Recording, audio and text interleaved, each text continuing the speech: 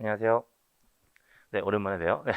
일단 이제 오늘 그 2021년 회계사 1차 시험 대비 총정리 특강 지금 잡혀져 있는 상황이고, 그 모두 8시간 오늘 예정해 놓고 있어요. 그래서 그 8시간 동안 어떤 형태로 진행을 좀 하게 될 거냐면, 그 지금 자료 잠깐 보시면 크게 세 가지 테마로 되어 있어요. 크게 세 가지 테마로 쭉 넘겨보시면 크게 세 가지 테마로 되어 있는데, 어떻게 세 가지 테마로 되어 있냐면, 제일 첫 번째 이제 핵심으로 정리하는 경영학이라고 해서 이제 맨 위에 제목이 좀 들어가 있고요. 그 다음에 중간에 보시면 연구자 중심으로 정리하는 경영학이라고 제목 가지고 있고, 마지막에 이제 문장으로 정리하는 경영학 해서 세 개 테마로 돼 있어요. 그럼 이제 뭐 이미 제목에서 느끼셨겠지만 어떤 느낌으로 되어 있다라고 보시면 되냐면, 그 처음에 핵심으로 정리하는 경영학은 이제 우리 기본 수업부터 쭉 해왔던 내용들 있잖아요. 그 중에 놓치면 안 되는 것들, 꼭 진짜 꼭 좀 가지고 들어가야 되는 내용들 중심으로 그 교재 목차 순서랑 거의 흡사하게 해가지고 내용 정리 쭉 다시 한번 요약 정리해 놓은 거예요. 그 다음에 이제 두 번째 테마, 그 연구자 중심으로 정리하는 경영학은 어떤 의미를 가지고 있다라고 보시면 되냐면, 역시나 이제 경영학 쭉 해봐서 아시지만 여러분들을 제일 괴롭히는 것 중에 한 가지가 뭐냐면 사람 이름이잖아요. 예, 그래서 그 사람 이름 중심으로 조금 좀 정리해서 보시게 되면 그 구분이 좀 쉽지 않을까라는 생각이 들어서, 그 사실 이제 앞에서 이야기한 핵심으로 정리한 경영학과 좀 중복되는 부분은 당연히 있을 겁니다. 어쨌든 사람 이름 기준으로 해서 좀 정리한 몇 페이지가 들어가 있는 거고, 그 다음에 이제 맨 마지막은 아까도 이야기한 것처럼 이제 문장 형태로 꼭 좀 정리하고 들어가셔야 되는 문장들, 그런 것들 중심으로 잡아놓은 형태라고 보시면 되세요. 그래서 그냥 딱 그 마지막 한 1, 2주 남았을 때 한번 계속 회독수 높이기 위해서 보기 딱 좋은 형태로 그렇게 만들어 놓은 자료니까 이제 그거라고 생각하시면 되고, 이제 오늘 특강은 어떤 형태로 진행을 할 거냐면, 뒤에 연구자 중심이나 문장 중심으로 가는 쪽은 그냥 개별적으로 보셔도 상관없을 것 같고요. 이제 앞에 이야기하고 있는 핵심으로 정리하는 경영학에 들어가는 내용들을 쭉 다시 한번 전체적으로 그 1회독을 그냥 8시간 동안 한다라는 느낌 가지고 이야기를 할 거예요. 그래서 일단 칠판 가급적이면 안 건드리려고요. 예, 칠판 안 건드리고 계속 던지거나 떠올려 드리면서 내용들 쭉 끄집어내는 그런 형태로 머릿속으로 한번 좀 다시 한번 리마인드 해본 형태가 될 거니까, 그 제가 하는 이야기를 들으면서 자료를 같이 겸하셔도 좋고요. 그 다음에 어느 정도 경약이 좀 돼 있는 상태라면 그냥 제 얘기, 어차피 뭐 제 강의 스타일 아시겠지만 질문 좀 많이 던질 거니까 다시 한번 떠올려 본 형태로, 예, 그런 형태로 따라오시든가 어느 쪽이든 여러분들이 편한 방법으로 가시면 되는 거고, 어쨌든 오늘의 가장 중요한 목적은 1회독이에요. 예, 딱 8시간 동안 1회독을 하는 게 가장 중요한 목적이라고 보시면 되세요. 그럼 이제 이야기 시작해 보겠습니다. 일단 그 기본서 편제를 이야기했을 때 여러분들이 정리하셨던 편별로 가면 제일 첫 번째 경영학 입문이라는 편에 대해서 이야기를 했던 거였고요. 그 다음에 조직행동론, 그 다음에 인적 자원관리, 생산 운영관리, 마케팅의 순서대로 정리하셨던 거고, 이제 그 각각 하나씩 하나씩 끌고 가요. 그럼 이제 먼저 경영학 입문 쪽에서부터 이야기 시작하면 경영학의 기초 개념이라는 것에 대해서 이야기했고, 일단 경영학의 문제에 대한 얘기 드렸죠. 뭐라고 말씀을 드렸냐면 어차피 안 물어볼 거지만 기업의 목적을 달성하기 위해서 가지고 있는 한정된 자원의 최적 배분 의사결정을 의미한다라고 이야기했고, 거기서부터 어떤 개념 끄집어냈냐면 경영 의사결정이라는 것에 대한 이야기를 끄집어냈어요. 그러면서 경영 의사결정은 뭐라고 이야기했냐면 다수의 대안들 중에서 하나의 대안을 선택하는 과정이라고 말씀드리면서 언제 시작될 거다? 문제가 인식되었을 때 시작될 거다라고 이야기했고, 거기서 이야기하는 문제는 기업이 현재 처해 있는 상태와 기업이 도달하고자 하는 상태가 일치하지 않는 거라고 이야기했죠. 그리고 그때 경영 의사결정이 시작되면 어떠한 절차를 가지고 있냐면, 일단 문제가 인식되고 나면 목적을 확인할 거고, 대안을 탐색한 다음에 탐색된 대안을 비교 평가해서 하나의 대안을 선택하는 과정을 가지고 간다라고 이야기를 드렸고요. 그 다음에 일반적으로 이 경영 의사결정은 기업이 수행하기 때문에 개인이 수행한 의사결정보다 어렵다라는 이야기 드렸어요. 물론 이 어렵다라는 것의 의미는 몇 가지로 표현됐던 거죠. 복잡하기도 할 거고, 불확실성이 높기도 할 거고, 다양한 기준이 적용될 거고, 의사결정 단위가 집단이라는 특징도 가지고 있다라고 말씀을 드렸어요. 그리고 그 뒤에 어떤 얘기를 붙여드렸냐면 이 경영 의사결정이라고 이야기하는 건 형태적으로 몇 가지로 나누어 볼 수 있다라고 말씀드리면서 모두 4가지 기준에 대해서 이야기를 했던 거죠. 그리고 그 네 가지가 뭐였던 거냐면 의사결정 상황, 정보의 유형, 의사결정 성격, 의사결정 수준이라는 거였고, 일단 뭐가 정리가 돼야 된다고? 그 기준과 결과 사이의 관계가 정리가 돼야 되는 거예요. 그래서 경영 의사결정은 제일 첫 번째 의사결정 상황에 따라서 모두 네 가지 상황으로 갈라집니다. 그 네 가지가 확실한 상황, 위험한 상황, 불확실한 상황, 상충 상황으로 갈라진다라고 이야기했고, 상충 상황과 나머지 상황을 가르는 기준은 상충 상황은 의사결정 단위가 2개 이상, 나머지는 의사결정 단위가 하나인 경우에 해당한다라고 이야기했고요. 그 의사결정 단위가 하나인 경우에는 정보의 양에 따라서 확실한, 위험한, 불확실한로 나눠진다라고 이야기했고, 각 상황별로 어떠한 의사결정 방법을 쓰는지 이야기했어요. 수학적인 방법, 통계학적인 방법. 불확실한 상황은 다시 추가적인 정보를 수집하는 것이 불가능한 경우와 가능한 경우, 불가능한 경우에는 의사결정 기준을 통해서 의사결정한다라고 이야기했고요. 마지막으로 상충 상황에 대한 개념 분명히 잡아놓자고 이야기했고, 상충 상황에서 해결하는 방법은 게임 이론이라고 이야기를 드렸는데, 이 게임 이론 굳이 제가 이야기하지 않더라도 여러분들 경제학 시간에 충분히 하셨을 거란 말이에요. 그러니까 상충 상황에 대한 개념만 전 말씀드렸고, 역시나 교과서적인 이야기를 하긴 했지만 그냥 예 하나로 정리하자고 그랬어요. 저 재수의 딜레마 이야기하지 않았습니다. 가위바위보 가지고 정리하자고 이야기했어요. 그리고 이제 그게 첫 번째 꼭지였고, 두 번째 정보의 유형에 따라서 경영 의사결정은 어떻게? 정성적 의사결정과 정양적 의사결정으로 나누어질 수 있다고 이야기했고요. 의사결정 성격에 따라서 어떻게? 정형적 의사결정과 비정형적 의사결정으로 나누어질 수 있다고 이야기했죠. 마지막으로 의사결정 수준에 따라서 전략적 의사결정, 관리적 의사결정, 운영적 의사결정으로 나누어질 수 있다고 이야기했습니다. 거기다 어떤 얘기도 정리했냐면 의사결정 성격과 의사결정 수준을 결합시키는 것과 관련된 이야기 드렸어요. 그러면서 전략적 의사결정 쪽으로 갈수록 의사결정 성격은 비정형적인 성격을 가지고, 운영적 의사결정 쪽으로 갈수록 의사결정 성격은 정형적인 성격을 가진다는 사실에 대해서도 말씀을 드렸고, 그게 이제 경영 의사결정 쪽에서 정리하셨던 가장 핵심적인 내용들이라고 보시면 되는 겁니다. 그 다음에 어느 쪽으로 넘어왔냐면 경영의 구성 요소와 원리 쪽으로 넘어오면서 그 제가 칠판에 네 바닥 썼던 거 다시 한번 머릿속으로 떠올려 놓으시면 되죠. 일단 경영은 모두 세 가지의 구성 요소를 가지고 있다고 이야기했고, 그 세 가지가 투입, 프로세스, 산출, 인풋, 프로세스, 아웃풋이라고 이야기하는 세 가지였고요. 이 세 가지에 영향을 미치는 요소가 있었죠. 그게 바로 뭐였냐면 경영 환경이라는 거였어요.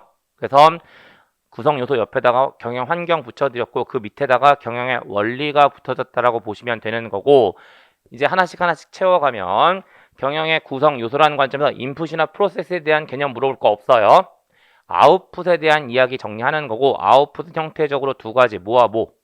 재화와 서비스가 된다라고 이야기했습니다. 뭐라고 출제자가 표현할 수 있냐면 제품과 서비스라고 표현할 수 있다라는 거고, 왜 재화 이퀄 제품이라는 의미를 가지고 있는지는 제가 기본 이론 때 다 말씀드렸어요. 어쨌든 재화와 서비스라고 이야기하는 두 가지로 나누어지게 되는 거고, 그 둘에 대한 특성들 쭉 다시 한번 떠올려 보시는 거죠. 던질 테니까 그냥 끄덕여만 보세요. 재화는 형태를 가지고 있으니까 어떤 효용 두 가지를 제공해 줄 수 있다? 시간적 효용과 장소적 효용을 제공해 줄 수 있다. 거기서 이야기하는 시간적 효용은 보관이 가능하다는 것, 장소적 효용은 이동이 가능하다는 것. 그래서 시간적 효용이란 이유 때문에 생산 시점과 소비 시점은 일치할 필요가 없고, 그러니까 고객 접촉 정도도 낮을 거고 반응 시간은 길어질 거예요. 그 다음에 이동이 안 되니까 장소적 효용을 제공해 줄 수 없으니까, 이동이 가능하니까 장소적 효용을 제공해 줄 수 있으니까 넓은 시장에 들어갈 거고, 넓은 시장에 들어가니까 대규모 설비를 가져갈 겁니다. 그리고 그 대규모 설비라는 것 안에는 두 가지의 의미를 가지고 있다고 이야기했어요. 첫 번째, 집권적이라는 의미를 가지고 있고요. 또 한 가지, 자본 집약적이라는 의미를 가지고 있다고 이야기했고, 이걸 뒤집어 엎어놓은 게 서비스의 특징이라고 말씀드렸어요. 거기다 어떤 얘기도 드렸냐면, 일반적으로 재화와 서비스 중에 어느 쪽의 품질 측정이 더 쉽다? 재화에 대한 품질 측정이 더 쉽다. 쉽다라는 것은 객관적이라고 표현할 수도 있다라고 이야기하게 되는 거고, 여기다 똑같은 이야기지만 표현 한 가지만 더 얹어드리면, 결국 재화는 생산 시점과 소비 시점이 일치할 필요가 없고 서비스는 두 개가 일치해야 되기 때문에 재화는 비분리성의 속성을 가지고 있고, 재화는 분리성의 속성을 가지고 있고 서비스는 비분리성의 속성을 가지고 있다는 사실도 추가적으로 말씀을 드려요. 그리고 그렇게 말씀드리면 인풋, 프로세스, 아웃풋과 관련된 이야기 된 거고, 옆에 경영 환경으로 넘어가서 결론만 땁니다. 경영 환경은 기업을 경계로 해서 내부 환경과 외부 환경으로 나누어지게 되는 거고요. 외부 환경은 다시 통제 가능한 과업 환경과 통제 불가능한 일반 환경으로 나누어지게 되는 거죠. 그걸 다시 묶으면 결국 환경은 통제 가능 여부에 따라서 미시적 환경과 거시적 환경으로 나누어질 수 있는데, 그 통제 가능 여부를 뭐라고도 표현할 거냐면 산업 또는 시장의 경계가 된다라고 이야기하는 거고요. 그게 바로 경영 환경의 구조에서 말씀드렸던 내용이 되고, 거기다 추가적으로 어떤 얘기 드렸냐면, 이 경영 환경은 불확실성을 가지게 되는데 그 불확실성의 원천이 모두 세 가지라고 이야기했어요. 그리고 그 세 가지가 환경 복잡성, 환경 동태성, 환경 풍부성이라고 이야기하는 거, 각각에 대한 개념 다시 한번 떠올려 보시면서 복잡성과 동태성이 높아지면 불확실성은 높아지지만 풍부성이 높아지게 되면 불확실성은 낮아진다라고 이야기했던 거였고, 그게 이제 경영 환경 쪽에 정리했던 내용들. 그 다음에 내려오면서 경영의 원리라는 관점에서 두 가지 개념 이야기했고, 그 두 가지가 효율성과 효과성이라고 이야기하는 거. 이 효율성과 효과성에 대한 개념은 분명히 구분해 놓으셔야 되고요. 그랬을 때 효율성은 뭐라고 말씀을 드렸냐면 자원의 활용 정도, 효과성은 조직 목적의 달성 정도 또는 고객 만족의 달성 정도라고 이야기했어요. 그리고 그 이유 때문에 효율성은 조직 내부에서 평가되고 단기적 관점과 관련돼 있고요. 효과성은 조직 외부에서 평가되고 조직의 장기적인 생존과 관련되어 있다라고 말씀드렸습니다. 그리고 과정과 결과라는 것을 연결시켜 드리면서 효율성에 대한 영문 표기 do things right, 효과성에 대한 영문 표기 do right things라고 이야기하는 영문 표기까지 말씀드렸고, 그걸 가지고 다시 버나드의 조직 균형론으로 끌고 가면서 버나드의 조직 균형론에 따르면 조직의 목적은 존속과 발전, 이 목적을 달성하기 위해서 조직 구성원을 이용할 건데, 이 조직 구성원을 이용하기 위해서는 뭐와 뭐 사이의 관계가 성립해야 될까요? 유인과 공원 사이의 관계가 성립해야 되는 거고, 이 유인은 보상의 의미를 가지고 있기 때문에 종업원, 조직 구성원 입장에서 용어를 쓰면 만족이라고 쓸 수도 있을 거예요. 그래서 유인과 공원 또는 만족과 공원 또는 기여 사이의 관계라고 보시면 되는데, 그 두 개가 존재하고 있는 상태를 대내적 균형이라고 이야기하는 거고, 일반적으로 대내적 균형에서는 유인과 공원 사이의 관계가 두 개가 같거나 유인이 더 커야 한다라고 말씀드렸고, 이걸 하기 위해서 필요한 기본 요소 세 가지 이야기했습니다. 그리고 그 세 가지가 바로 뭐였냐면 공통 목적, 의사소통, 공헌하고자 하는 의지가 된다라고 이야기를 드렸죠. 그리고 그렇게 이야기하면서 경영의 구성 요소와 원리에 대한 내용들을 정리하셨고요. 그 다음에 경영학의 발전 과정 들어가 있어요.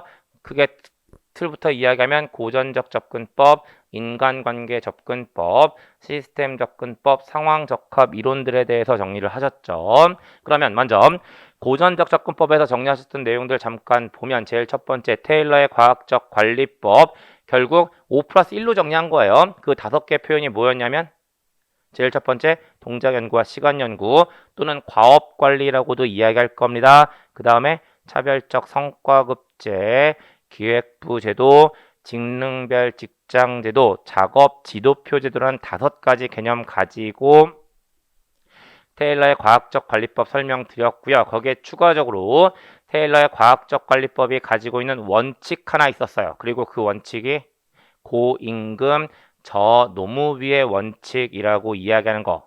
고임금 저노무비의 원칙 어떠한 의미? 임금의 증가폭과 생산성의 증가폭 중에 생산성의 증가폭이 더 커야 한다는 의미를 가지고 있는 거죠.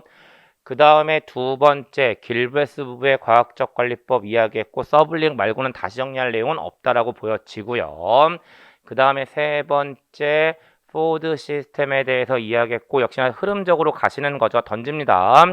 일단 헨리 포드는 어떤 시장 상황에 직면했었고 초과 수요라는 시장 상황에 직면했었고 그러니까 당연히 어떠한 목적을 가지고 갔을까요? 대량 생산을 목적으로 가져갔던 거였고 그렇게 대량 생산하기 위해서 시스템 하나를 고안했습니다. 그리고 그 시스템이 컨베이어 벨트 시스템이라고 이야기하는 거. 하지만 이 컨베이어 벨트 시스템은 치명적인 결함을 가지고 있다라고 이야기했어요. 그리고 그 결함이 한 공정에서 문제가 생기면 후속 공정에 미치는 영향이 크다라고 이야기했고 이걸 해결할 수는 없었습니다. 단지 보완할 목적으로 또는 완화시킬 목적으로 세 가지의 개념을 주장했던 거였고 그 세 가지가 3S 단순화, 표준화, 전문화라고 이야기하는 거였고요. 그 세 가지를 통해서 생산량을 결국 증가시켰고 근데 이 생산량의 증가라는 것은 어떤 일을 만들어냈냐면 규모의 경제라는 것을 만들어내서 단위당 생산 원가를 절감시키고 단위당 판매 가격까지 인하시켰어요. 근데 결론적으로 생산량 증가와 단위당 판매 가격 인하 두 가지를 묶어서 포장용 표현 두 가지 정리하셔야 된다고 이야기했고요. 그 두 가지가 첫 번째 어떤 주의? 봉사주의라고 이야기했던 거. 또 한 가지 어떤 원칙? 저가격 고임금의 원칙이라고 이야기하는 거였죠.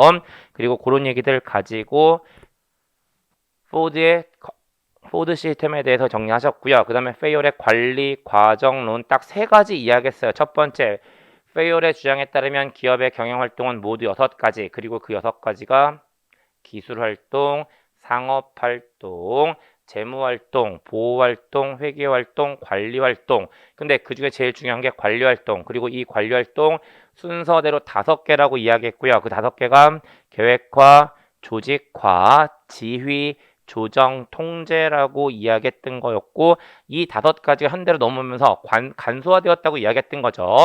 4개로 간소화가 되면 계획화, 조직화, 지휘, 통제 3가지로 간소화가 되면 플랜, C의 형태로 간소화가 되었다라고 이야기를 드렸던 거였고요.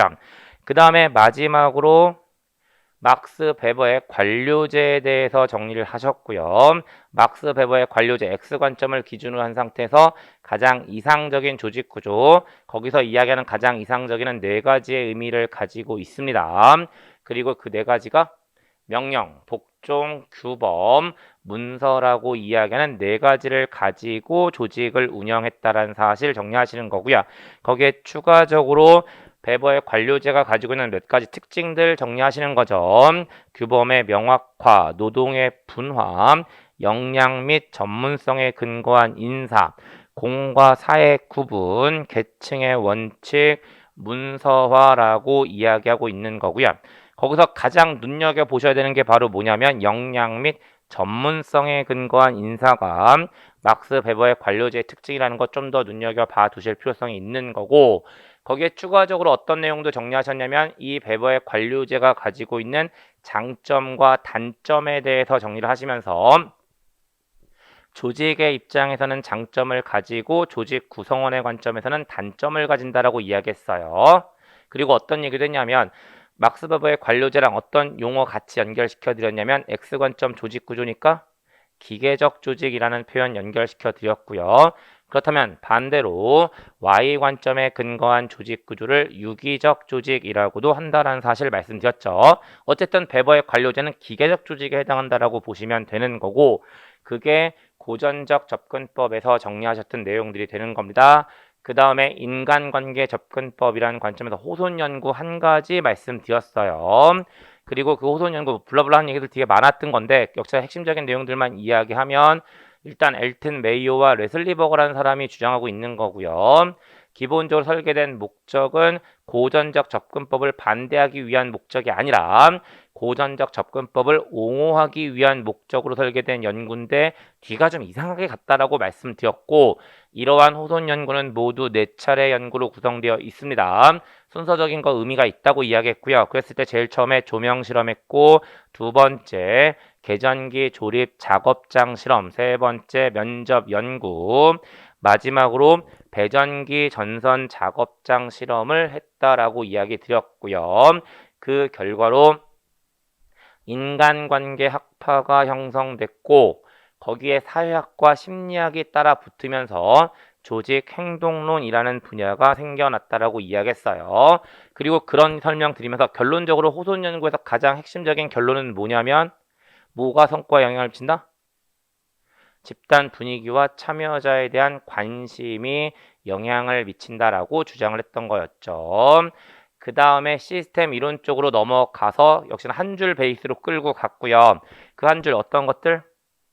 전체 최적화 이퀄 부분 최적화의 누적값 더하기 상호작용이라고 말씀을 드렸고, 그 안에서 여러 가지 개념들을 좀 정리하셨어요. 일단 시스템은 모두 4가지로 구성되어 있습니다. 그 4가지가 인풋, 프로세스, 아웃풋, 역시나 환경 또는 피드백으로 구성되어 있다라고 이야기했고, 그 피드백 또는 환경이라는 걸 물어뜯으면서 이것저것 개념들을 정리했는데, 첫 번째 시스템은 외부 환경과 원활한 상호작용을 하는 개방 시스템과 그렇지 못한 폐쇄 시스템으로 나누어지게 되는 거고, 그 두 가지를 모아도 결합시켜 드렸냐면 시스템 경계하고도 결합을 시켜 드렸어요. 그러면서 개방 시스템은 시스템 경계가 모호하고 폐쇄 시스템은 시스템 경계가 명확하다라고 말씀을 드렸고요. 그 다음에 역시나 피드백 상호작용 물어뜯어서 양의 값을 가질 수도 있고 음의 값을 가질 수도 있습니다. 근데 음의 값을 가지는 건 지금 뭐 크게 의미 없는 거니까 양의 값을 가지는 경우를 우린 뭐라고 이야기할 거고? 시너지라고 이야기할 거다라고 이야기하면서 시너지에 대한 개념들 잡아 드렸고요. 그 다음에 마지막으로 문장으로 한 가지 좀 강조했던 문장 하나가 있었어요. 하나의 전체 시스템은 다수의 하위 시스템으로 구성되어 있다라는 것에 대해서 정리를 좀 했었고, 그게 바로 시스템 이론 쪽에서 정리하셨던 내용들이 되는 거고, 그 다음에 이제 마지막으로 상황적합 이론 이야기하면서 모두 5개를 보셨고, 이거 헷갈리시면 좀 골치 아픈 내용들이 있는 거죠. 그래서 상황적합 이론이라는 관점에서 일단 카테고리 2개를 나눠드렸습니다. 첫 번째 기술과 조직구조, 두 번째 환경과 조직구조, 그리고 기술과 조직구조라는 관점에서 모두 3개의 이론을 보셨죠. 첫 번째 우드워드 보셨고, 두 번째 톰슨 보셨고, 세 번째 페로우 보셨어요. 잠깐 기억해 보면 이쪽 뭐 자주 물어보는 내용 중에 하나니까. 먼저 우드워드라는 사람은 기술의 복잡성에 따라서 기술을 단위 소량 생산 기술, 대량 생산 기술, 연속 생산 기술로 나누었고요. 그 각각에서 적합한 조직 구조로 기계적 조직과 유기적 조직으로 나누어서 이야기했어요. 결론만 따겠습니다. 3가지 기술들 중에 기계적 조직이 적합했던 기술은 대량 생산 기술이고요. 나머지 2가지는 유기적 조직이 적합하다라고 이야기를 했던 거예요. 그 다음에 두 번째 톰슨에 대해서 이야기했고, 톰슨은 상호 의존성이라는 것에 대해서 이야기했고요. 그 상호 의존성의 강도에 따라서 상호 의존성은 집합적 상호 의존성, 순차적 상호 의존성, 호환적 상호 의존성으로 나눈 상태에서 각 상호 의존성별로 기술을 정의했죠. 역시나 명칭 떠올려 보시면 집합적 상호 의존성에 근거하고 있는 기술을 매개형 또는 중개형 기술, 순차적 상호 의존성에 근거하고 있는 기술을 장치형 기술, 호환적 상호 의존성에 근거하고 있는 기술을 집약형 기술이라고 이야기를 하고 있고요. 역시나 각 기술별로 적합한 조직 구조 이야기하고 있습니다. 중개형 기술과 장치형 기술에서는 기계적 조직 구조가 적합하고, 집약형 기술에서는 유기적 조직 구조가 적합하다라고 주장을 했던 거였습니다. 그 다음에 마지막으로 페로우라는 사람이었고 기술을 구별하기 위해서 두 가지 기준을 사용했죠. 그리고 그 두 가지가 과업의 다양성이라는 것과 문제의 분석 가능성이 각각 높으냐 낮으냐를 가지고 이야기했고요. 역시나 축하고 기술에 대한 명칭들 다시 한번 떠올려 보세요. 과업 다양성이 높고 문제의 분석 가능성이 높은 경우에는 공학적 기술을 사용했고요. 문제의 분석 가능성만 높은 경우에는 일상적 기술, 과업 다양성만 높은 경우에는 비일상적 기술, 둘 다 낮은 경우에는 장인 기술을 사용했다라고 이야기했고, 여기까지는 제가 좀 그때 기본 강의 때도 마찬가지였지만 좀 외워달라고 부탁을 드렸어요. 그 다음에 각 기술별로 적합한 조직 구조를 입힐 땐 이건 좀 이해할 수 있는 여지가 있다라고 말씀을 드리면서 과업 다양성은 조직 구조라는 관점에서 공식화란 쪽에 영향을 미치고 문제의 분석 가능성은 집권적이냐 분권적이냐에 영향을 미친다고 이야기를 드렸죠. 그러면서 과업 다양성이 높다라면 공식화가 낮은 조직이 적합하고 과업 다양성이 낮다라면 공식화가 높은 조직이 적합하다라고 말씀드렸습니다. 왜? 공식화는 표준화의 개념을 가지고 있다고 이야기했으니까. 그 다음에 문제의 분석 가능성이라는 관점에서 분석 가능성이 높은 경우에는 집권적인 조직이 적합하고 분석 가능성이 낮은 경우에는 분권적인 조직이 적합하다라고 이야기를 드렸던 거였고 그렇게 엮어서 가자고 이야기를 했어요. 그 다음에 어떤 얘기도 제가 얹어드렸냐면 앞에서 어차피 기계적 조직과 유기적 조직을 가지고 계속 이야기했으니까 페로우를 가지고도 기계적 조직과 유기적 조직의 느낌을 가지고 출제자가 문장을 쓸 수 있다라고 이야기했고요. 그랬을 때 가장 대표적인 건 일상적 기술과 비일상적 기술을 가지고 그 부분을 해결할 겁니다. 그리고 결론적으로 말씀드리면 일상적 기술에서는 기계적 조직이 적합하고 비일상적 기술에서는 유기적 조직이 적합하다는 형태의 결론으로 끌고 가시면 되세요. 그 다음에 환경과 조직 구조라는 관점에서 제일 첫 번째 번즈와 스탈커에 대해서 이야기했고 번즈와 스탈커는 환경을 환경 동태성에 따라서 정태적인 환경과 동태적인 환경으로 구분했고요. 정태적 환경에서는 기계적 조직이 적합하고 동태적인 환경에서는 유기적 조직이 적합하다라고 주장했던 거였죠. 마지막으로 로렌스와 로시에 대한 이야기 환경 불확실성에 대해서 이야기했고요. 결론만 바로 따드리면 환경 불확실성이 높아질수록 분화와 통합의 필요성은 높아질까요? 낮아질까요? 높아진다고 이야기했어요. 한 번 더.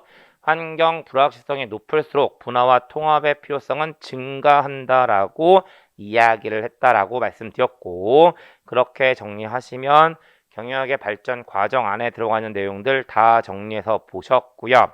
그 다음에 경영자와 기업이라는 것에 대해서 이야기를 했습니다.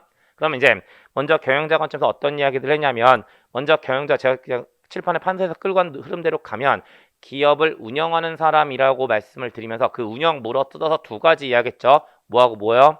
경영자의 역할과 경영자의 능력에 대해서 이야기를 했고 그 경영자의 역할에 대해서 한마디 떠들고 있는 사람이 있었어요. 누구였고요? 민츠버그라는 사람이었고 민츠버그의 주장에 따르면 경영자의 역할은 의사결정 역할, 대인관계 역할, 정보 전달 역할이라고 하는 세 가지로 나누어질 수 있다라고 이야기했죠. 그런데 그런 역할을 수행하기 위해서는 능력이 필요한 거고 이 능력에 대해서도 한마디 떠들고 있는 사람이 있습니다. 그리고 그게 바로 누구였냐면 카츠라는 사람이었고 카츠의 주장에 따르면 경영자의 능력은 개념적 능력, 인간적 능력, 기술적 능력이라고 하는 세 가지로 나누어 볼 수 있다고 이야기했고요. 개념적 능력이 상위 능력, 기술적 능력이 하위 능력이라고 말씀드리면서 교재상으로 사실 어떤 그림도 보셨냐면요. 경영 의사결정을 의사결정 수준에 따라서 전략적, 관리적, 운영적 의사결정 나눌 수 있다라고 이야기했고 개와 경영자의 능력을 매치시키는 것도 그림상으로 교재상으로 보셨어요. 그래서 그 정도 이야기하면서 경영자의 능력과 역할에 대한 것들 정리를 하시는 거고 거기다 추가적으로 뭐에 대해서 이야기했냐면 경영자를 어떻게 분류할 수 있는지에 대한 것들 가지고 몇 가지 기준들을 좀 보셨죠. 그리고 그 중에서 가장 중요한 것은 역시나 소유와 경영의 분리라고 이야기하면서 이 소유와 경영의 분리라는 것은 일치에서부터 분리로 넘어가다 보니까 소유와 경영이 완전히 일치하는 단계의 경영자를 소유 경영자, 분리되기 시작하는 단계의 경영자를 고용 경영자, 완전히 분리된 형태의 경영자를 전문 경영자라고 이야기할 거예요. 그 다음에 이 소유와 경영의 분리라는 관점에서 개념 하나 추가적으로 정리하셨습니다. 그리고 그게 바로 뭐였냐면 대리인 비용이라는 것에 대해서 이야기했고요. 뭐 아마 재무관리청에서 대리인 비용 좀 자세하게 제가 보는 걸로 알고 있긴 한데 어쨌든 뭐 제가 설명드린 버전으로만 말씀을 드리면 대리인 비용은 소유자 입장에서 발생하는 감시 비용과 경영자 입장에서 발생하는 확증 비용, 그 외에 자녀 손실로 구성되어 있다라고 말씀을 드렸어요. 그 다음에 두 번째, 경영자는 경영자 계층에 따라서 최고 경영자, 중간 경영자, 하위 경영자로 나누어질 수 있다라고 이야기했고요. 세 번째, 경영자는 업무의 범위에 따라서 총괄 경영자, 부문 경영자로 나눠질 수 있습니다. 마지막으로 경영자는 지식의 유형에 따라서 일반 경영자와 전문 경영자로 나누어질 수 있다는 사실들에 대해서 정리를 하셨죠. 그리고 거기에 추가적으로 슌페터가 주장하고 있는 기업가 정신에 대해서 보셨던 거였고, 슌페터에 따르면 기업가 정신은 기술 혁신의 의미를 가지고 있다고 이야기했고요. 그 기술 혁신은 어떠한 것들이 있다고요? 새로운 상품의 개발, 새로운 생산 방법의 도입, 새로운 시장의 개척, 새로운 원료나 부품의 공급, 새로운 조직의 개발 같은 것들이 있다라고 이야기했습니다. 거기에 추가적으로 용어 하나 더 보셨어요. 창조적 파괴라는 용어에 대해서도 보셨습니다. 그리고 그게 이제 경영자 쪽에서 정리하셨던 내용들이 되는 거고, 그 다음에 이제 기업 쪽으로 넘어와서는 두 꼭지로 정리하셨던 거죠. 기업 자체와 관련된 이야기와 기업 집단화와 관련된 이야기로 나누어서 보시게 되는 거고요. 일단 기업 자체와 관련된 쪽으로 끌고 가보면 일단 기업에 대한 개념 잡으면서 기업은 몇 가지의 특징을 가지고 있다고 이야기했어요. 첫 번째, 기업은 협동 시스템의 특징을 가지고 있습니다. 누가 떠든 이야기? 버나드란 사람이 떠든 이야기라고 이야기했어요. 그 다음에 두 번째, 기업은 생산 기능을 수행할 거고 거기서의 생산 기능은 가치 창출의 의미를 가지고 있다라고 이야기했어요. 그 다음에 세 번째, 기업은 독립적 존재로서의 특징을 가지고 있고 마지막으로 개별 경제를 구성하는 구성 단위의 의미를 가지고 있다라고 이야기하면서 기업의 특징에 대해서 정리했고요. 뭐 그 뒤에 목적 같은 건 빼고 가면 그 다음에 기업의 분류 또는 형태라고 이야기하면서 여러분들 상법을 다 정리하셨겠지만 뭐 한명회사, 합자회사, 유한회사, 주식회사 같은 것들에 대해서 이야기했고 이미 상법 시간에 다 정리됐을 거니까 지금 제가 다시 떠들진 않을 거예요. 그리고 이제 거기다 어떤 얘기했냐면 기업의 역할이라는 관점에서 크게 세 가지의 개념을 보셨던 거죠. 그리고 그 세 가지가 윤리 경영, 기업의 사회적 책임, 지속 가능 경영이라는 것에 대해서 보셨고 이 세 개는 연결돼 있다고 말씀드렸어요. 윤리 경영이 확대된 게 기업의 사회적 책임, 기업의 사회적 책임이 확대된 게 지속 가능 경영이라고 말씀을 드렸습니다. 그러면서 어떤 이야기를 드렸냐면 일단 이런 개념들이 등장하게 된 배경은 기업보다 소비자의 힘이 점점 더 커지기 시작했기 때문이라고 말씀드렸고요. 그랬을 때 먼저 윤리 경영이라고 했을 때 이 윤리라는 것은 어떠한 특징을 가지고 있다고? 암시적이고 불문율적이고 구속력이 없다란 특징을 가지고 있다고 이야기했고요. 그 다음에 기업의 사회적 책임 쪽으로 넘어와서 역시나 한마디 떠들고 있는 사람 이야기했어요. 그리고 그게 바로 뭐였냐면 캐롤이라는 사람이었고 캐롤의 주장에 따르면 기업의 사회적 책임은 모두 네 가지로 구성되어 있다라고 이야기를 하고 있는 거고요. 그 네 가지 순서대로 정리를 좀 하셔야 된다고 이야기했어요. 근데 뭐 지금 그때 제가 얘기 안 했던 것 같은데 지금 잠깐 말씀드리면 캐롤의 기업의 사회적 책임이라고 이야기했을 때 이 기업의 사회적 책임은요. 캐롤의 입장에서 아주 포괄적인 의미를 가지고 있는 거죠. 왜냐하면 순서대로 경제적 책임, 법적 책임, 윤리적 책임, 자선적 책임의 순서를 가지고 있는데 사실 경제적 책임과 법적 책임은 전통적인 관점에서의 책임에 불과한 거지 현대적 관점에서의 사회적 책임은 아닌 거거든요. 그러니까 캐롤이 이야기하고 있는 기업의 사회적 책임은 좀 포괄적인 의미를 가지고 있다라고 보시면 되고 윤리 경영 이전에 경제적 책임과 법적 책임이 있었던 거였고 윤리 경영에 들어오면서 윤리적 책임을 캐롤은 이야기한 거예요. 그리고 그게 확대되면서 자선적 책임까지 이야기하면서 기업의 사회적 책임을 마무리 짓고 있다는 겁니다. 그래서 다시 한번 말씀드리지만 캐롤의 기업의 사회적 책임은 순서대로 경제적 책임, 법적 책임, 윤리적 책임, 자선적 책임의 순서를 가지고 있다라는 거.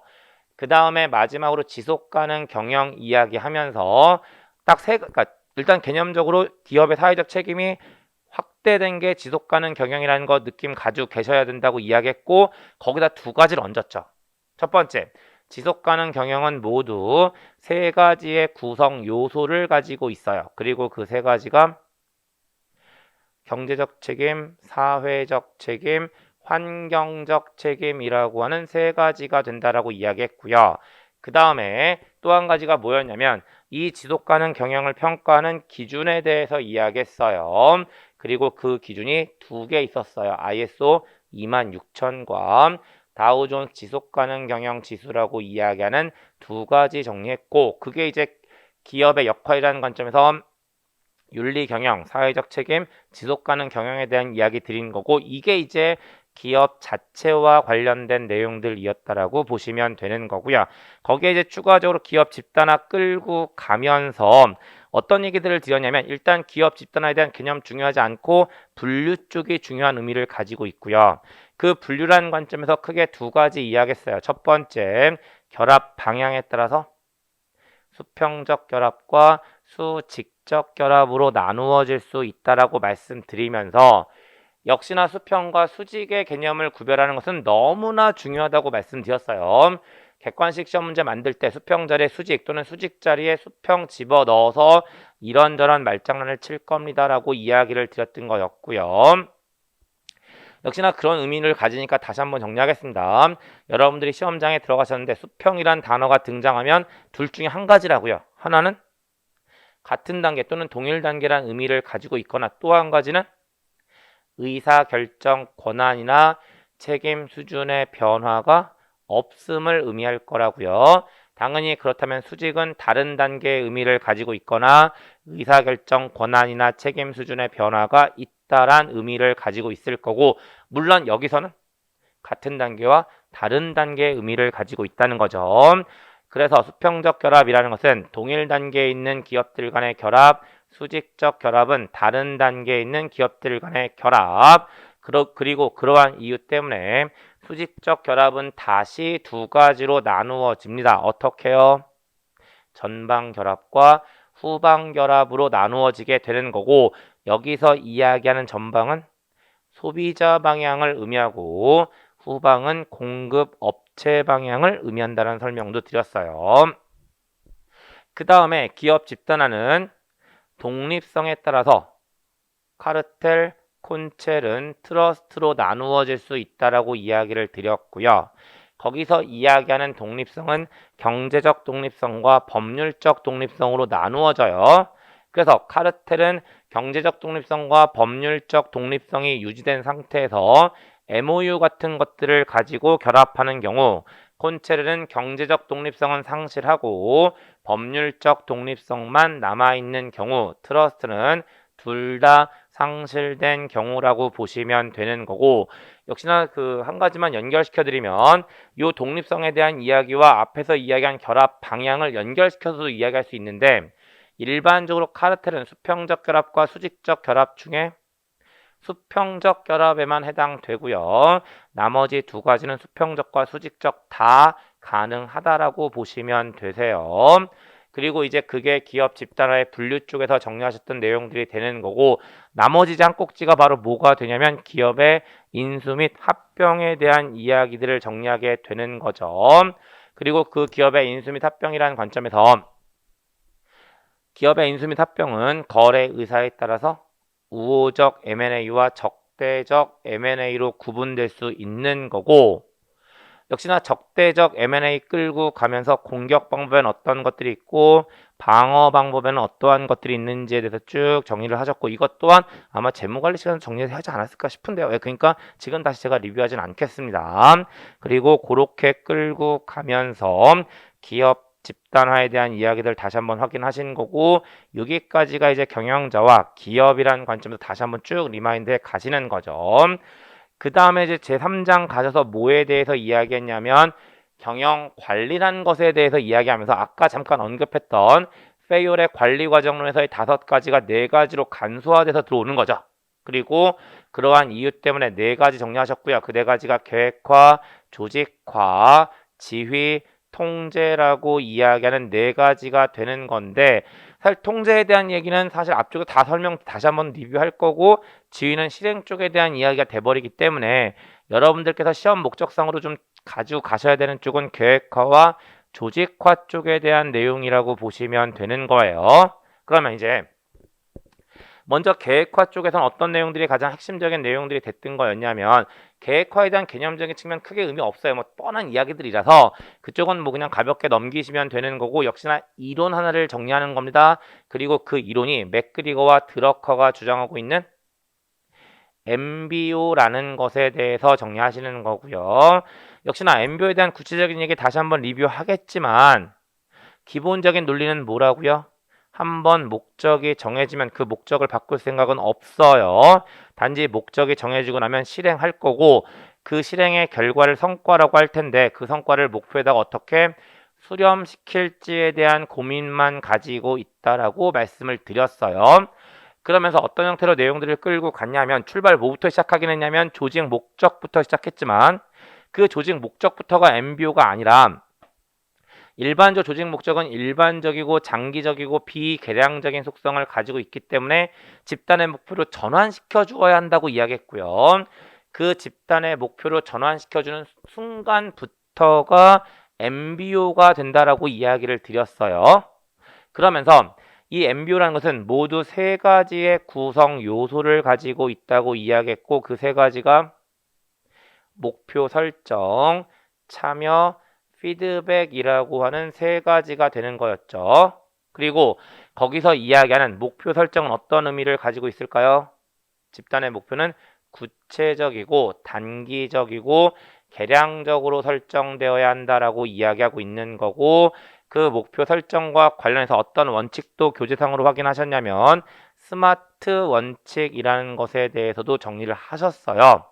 근데 역시나 한 가지만 좀 얹어서 말씀드리면, 일단 교재상으로 스마트에서 SMART가 뭔지에 대해서 쓰여져 있었잖아요. 근데 그 SMART, 스마트라는 철자를 지켜가면서 다른 표현들을 사람들마다 쓰는 경우들이 있어요. 그러니까 사실은 만약에 스마트 원칙에 대해서 출제가 되면 그 교재랑 맞느냐 안 맞느냐를 보시는 게 중요한 게 아니고요. 아까도 이야기했지만 MBO의 논리에 부합되게 스마트를 쓰고 있는지 안 쓰고 있는지를 파악하시면 되세요. 그러니까 중요한 건 교재랑의 싱크로가 아니고요. 물론 이제 그 교재 가장 일반적으로 교재에서 그렇게 얘기하기, 그러니까 가장 일반적 스마트를 그렇게 얘기하기 때문에 저도 교재에 그렇게 담아놓은 거긴 한데, 어쨌든 다른 쪽에 이야기하고 있는 이론들이 있는, 그 견해들이 있는 건 사실이니까 만약에 스마트 원칙에 대한 문제가 출제가 되면 그 교재 내용과 싱크로가 맞는지 안 맞는지를 가지고 문제 푸시는 건 아닌 거고요. 그 얘기들이 MBO의 논리에 맞는지 안 맞는지를 가지고 문제를 푸시는 게 더 맞으세요. 어쨌든 목표 설정은 그렇고요. 그 다음에 2번째 구성 요소가 참여라고 이야기하는 거. 그 참여는 어떠한 의미를 가지고 있을까요? 경영자만 하지 말고 종업원을 참여시키라고 이야기하는 거죠. 그 다음에 마지막으로 피드백이라고 이야기하는 거고, 그 피드백의 가장 핵심적인 내용은 과정 통제 또는 동시 통제의 의미를 가지고 있다라고 이야기했고, 사실 이제 이것 때문에 뒤에 통제에서 이야기해야 되는 거긴 하지만 통제의 유형들을 정리했던 거였죠. 그리고 그 통제라는 것은 실행 시점을 기준으로 해서 사전 통제와 동시 통제와 사후 통제로 나누어질 수 있는데, MBO에서는 동시 통제를 해 주어야 한다라고 이야기한다라는 거고, 그렇게 말씀드리면서 MBO의 구성 요소에 대한 이야기 했고요. 마지막에 어떤 내용도 확인하셨냐면 MBO의 한계점에 대해서도 정리를 하셨어요. 그리고 그 한계점 어떤 것들이 있었을까? 신축성 또는 유연성이 결여되기 쉽다라는 거, 단기적인 목표만 강조하고 있다라는 거, 그 다음에 과다 경쟁이 유발될 수 있다라는 거, 그 다음에 비계량적인 성과가 무시되는 경향이 있다라는 거 가지고 말씀드렸고요. 역시나 거기다 추가적으로 어떤 얘기도 했냐면 이제 교재 문구상으로 확인하면서 이 MBO라고 이야기하는 거 지금 계획화라는 관점에서 이야기하고 있긴 하지만 뭐하고도 결합시킬 수 있을까요? 보상 배분과 연결시킬 수 있다라고 말씀드렸고, 그래서 이 MBO는 어떤 방법으로 활용될 수 있을까요? 인사평가 기법으로도 활용될 수 있다는 사실에 대해서 분명히 말씀을 드렸습니다. 그리고 그런 내용들 가지고 계획화에 대한 내용들 정리를 하시게 되는 거고요. 그 다음에 두 번째 조직화라고 이야기하는 거 말 그대로 조직 구조를 설계하는 과정이라고 보시면 되는 거고요. 사실 저 한 줄 가지고 물어뜯어서 생각보다 많은 이야기들 했죠. 그리고 그 한 줄이 바로 뭐였냐면 뭐와 뭐의 합? 일과 사람의 합은 조직 구조가 된다는 그거 가지고 생각보다 많은 이야기들을 끌고 갔어요. 역시나 그 제 칠판에 쭉 연결시켜서 판서했던 것 다시 한번 떠올려 보시면 먼저 일과 사람을 더해 놓은 거란 이유 때문에 조직화는 몇 가지의 구성 요소를 가지고 있었죠. 일과 관련해서 직무, 사람과 관련해서 직위, 더하기와 관련해서 상호 관계의 설정, 그리고 그 상호 관계가 설정되고 나면 뭐가 생겨난다? 권한과 책임이 생겨난다. 그래서 조직화의 구성 요소는 직무, 직위, 상호 관계의 설정, 권한과 책임이라는 것이 있다라고 이야기를 드렸고요. 그러면서 이제 어떤 얘기를 끌고 갔냐면 이 조직화의 과정에 대한 이야기를 끌고 가면서 일과 사람에 대한 얘기했습니다. 먼저 일과 관련된 분화를 뭐라고 표현할까요? 수평적 분화라고 표현하게 되는 거고 그 수평적 분화는 어떠한 순서를 가지고 있을까? 제일 첫 번째 단위적 분화, 두 번째 직능적 또는 기능적 분화, 세 번째 요소적 분화, 마지막으로 과정적 분화의 순서를 가지고 있다라고 이야기했고 이 이야기를 부문이라는 관점으로 바꿔서 이야기하면 단위적 분화와 직능적 분화를 합쳐서 라인 부문이 형성되는 거고요. 요소적 분화를 전문 스텝 부문의 형성이라고 보시면 되고 과정적 분화를 관리 스텝 부문의 형성이라고 이야기하는 거죠. 그러니까 다시 한번 분화라는 관점으로 이야기하면 단위적 분화, 직능적 또는 기능적 분화, 요소적 분화, 과정적 분화의 순서를 가지게 되는 거고 부문으로 이야기하면 라인 부문의 형성, 전문 스텝의 형성, 관리 스텝의 형성의 순서를 가지고 있다라고 이야기하는 거예요. 그 다음에 사람과 관련된 분화를 우리는 수직적 분화라고 이야기했고 이쪽은 크게 복잡하지 않았어요. 경영자와 종업원, 경영자는 다시 최고 경영자, 중간 경영자, 하위 경영자로 나누어진다라고 말씀드렸고 사실 이거보다 더 중요한 건 뭐냐면요. 이 수직적 분화 이야기하면서 개념 하나를 추가적으로 정리를 하셨어요. 그리고 그게 바로 뭐였냐면 통제의 범위라는 것에 대해서 이야기했고 그 통제의 범위는 뭘 의미하는 걸까요? 한 명의 상급자 밑에 붙어있는 하급자의 수를 의미한다라고 말씀을 드렸죠. 그리고 이 두 개가 결합해서 조직 구조가 형성되는데 역시나 경영학은 사람에 대한 가정이 X와 Y 두 가지가 있기 때문에 조직 구조를 형성하는 조직화 역시 X 관점에 근거한 고전적 조직화와 Y 관점에 근거한 현대적 조직화라는 두 가지로 나누어진다라고 이야기를 했고요. 그랬을 때 먼저 고전적 조직화 X 관점과 관련되어 있기 때문에 일과 사람 중에 일 중심으로 움직일 거고 따라서 풀과 푸시 중에 푸시라고 이야기를 할 거예요. 반대로 현대적 조직화는 Y 관점 사람 중심 풀 이론이라고 이야기할 거라고 말씀드렸고 거기에 추가적으로 고전적 조직화의 원칙에는 어떤 것들이 있고 현대적 조직화의 원칙에는 어떠한 것들이 있는지를 정리하신 다음에 고전적 조직화의 한계점에 대해서 이야기했고 교재상으로 모두 6가지를 말씀드렸는데 그중에 제가 제일 강조했던 건 다른 게 아니고요. 두 개의 원칙이 서로 모순된다라고 이야기했습니다. 그리고 그 두 개의 원칙이 바로 뭐였을까요? 감독 범위의 원칙과 계층 단축화의 원칙은 서로 모순된다라고 이야기하는 거고 사실 이 개념 어떻게도 이해하시면 되냐면 아까 그 통제 범위라는 것에 대해서 이야기했고요. 그 통제 범위 가지고 정리해 보시면 감독 범위의 원칙과 계층 단축화의 원칙은 서로 모순된다는 사실을 확인할 수 있으세요. 얘기 나온 김에 조금 더 갈 거예요. 근데 이 감독 범위의 원칙과 계층 단축화의 원칙 위에 상위 원칙이 하나 더 있었어요.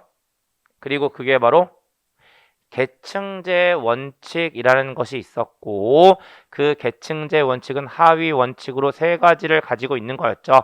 그리고 그 3가지가 좀 전에 이야기한 2가지에 하나 더 명령 일원화의 원칙이라는 것이 있었던 거죠. 그래서 다시 한번 말씀드리면 계층제 원칙은 명령 일원화의 원칙, 감독 범위의 원칙, 계층 단축화의 원칙 3가지 원칙을 가지고 있는데 감독 범위의 원칙과 계층 단축화의 원칙은 서로 모순된다라고 말씀을 드린 거예요. 그리고 이제 거기다 어떤 얘기를 얹어서 갔냐면 고전적 조직화의 원칙에 입각한 조직 구조는 어떠한 것들이 있고 현대적 조직화의 원칙에 입각한 조직 구조에는 어떠한 것들이 있는지에 대해서 정리를 하신 거죠. 역시나 다시 한번 떠올려 보시면 고전적 조직화 원칙에 입각한 조직 구조 어떤 것들을 이야기했냐면 라인 조직과 라인 스텝 조직, 기능별 조직이라는 것에 대해서 이야기했고요. 현대적 조직화의 원칙에 입각한 조직 구조, 사업 부재 또는 부문별 조직, 위원회 조직, 프로젝트 팀 조직, 네트워크 또는 가상 조직, 행렬 조직, 프로세스 조직 같은 것들에 대해서 이야기하면서 어떤 사실 분명히 말씀드렸냐면 그 사업 부재 또는 부문별 조직은 출제자에 따라서 이걸 고전적 조직화의 원칙에 입각한 조직 구조 쪽으로 올려놓아서 문제를 만들 가능성도 있다고요. 그래서 다시 한번 이야기합니다. 사업 부재 또는 부문별 조직이라는 것은 고전적 조직화 쪽으로 올려놓을 수도 있으니까 그거에 대해서는 염두에 두셔야만 된다고 이야기했고 그 다음에 이제 나머지 조직에 대한 현대적 조직화의 원칙에 입각한 조직 구조에 대한 개념들 좀 잡으셔야 되는 거고 역시나 그냥 바로 던져 드리겠습니다. 그 위원회 조직은 뭐라고 말씀드렸냐면 특정 과업을 수행하는 것을 목적으로 형성된 상설 조직을 의미한다고 이야기했고요. 프로젝트 팀 조직은 특정 과업을 수행하는 것을 목적으로 형성된 일시 조직을 의미한다라고 이야기했어요. 그 다음에 이 프로젝트 팀 조직과 네트워크 조직 또는 가상 조직을 구별하기 위해서 프로젝트 팀 조직은 물리적으로 구성 요소들이 한 공간을 공유하고 네트워크 조직은 가상적으로 한 공간을 공유하게 된다라고 말씀드렸고 그래서 네트워크 조직과 가상 조직은 동일한 의미로 보셔도 상관없다라고 이야기했고요. 거기다 추가적으로 이 네트워크 조직 또는 가상 조직과 연결시켜 놓은 개념 하나가 있어요. 제가 네트워크 조직의 가장 대표적인 예로서 나이키와 애플 예 들어드리면서 어차피 출제자가 나이키와 애플이 가상 조직의 예라는 걸 물어보진 않을 거고요. 다른 개념 연결시켜드리기 위한 목적으로 그걸 끄집어냈던 거였고 그게 바로 뭐였냐면 전략적 제휴나 아웃소싱이란 개념과 연결되어 있다라고 말씀을 드린 거죠. 그 다음에 행렬 조직은 말 그대로 2개 이상의 조직이 결합되어 있는 겁니다. 좀 더 구체적으로 이야기하면 기능별 조직과 프로젝트 팀 조직의 결합이 가장 대표적인 결합이라고 말씀드리면서 뭐 한 가지 강조해서 이야기했냐면 행렬 조직의 단점을 오히려 제가 강조해서 이야기했고 똑같은 사실을 4가지 표현으로 들려드렸어요. 첫 번째, 가장 쉽게 가면 상급자가 2명 이상이다. 두 번째, 똑같은 얘기입니다. 명령 일원화의 원칙이 지켜지지 않고 있다. 역할 갈등이 발생할 수 있다. 다각적 역할 기대가 발생할 수 있다라는 표현 가지고 행렬 조직에 대한 이야기들 정리했고요. 마지막으로 프로세스 조직이라는 것에 대해서 이야기했고 단어 2개로 잡아드렸습니다. 첫 번째, 고객 입장 또는 고객 만족이라는 단어 하나, 또 하나는요. 리엔지니어링 또는 뭐라고도 이야기할까요? BP PPR이라고 이야기할 수도 있겠죠. 그래서 프로세스 조직은 고객 만족 또는 고객 입장과 리엔지니어링 또는 BPR이라는 키워드 가지고 정리하시면 되는 거고, 그렇게 말씀드리면 조직화 쪽에서 정리하셨던 내용들, 핵심적인 내용들 다시 한번 다 리마인드 했고요. 그 다음에 지휘와 통제 쪽에 대해서는 뭐 크게 할 얘기가 없으니까 한번 확인만 좀 하고 넘어가시면 되는 거죠. 그리고 여기까지 말씀드리면 경영학의 기초 개념, 경영자와 기업, 경영 관리에 대한 내용들까지 다 확인하셨고, 일단 여기까지 말씀드리고 10분 정도 쉬었다가 경영 전략 쪽으로 넘어가겠습니다.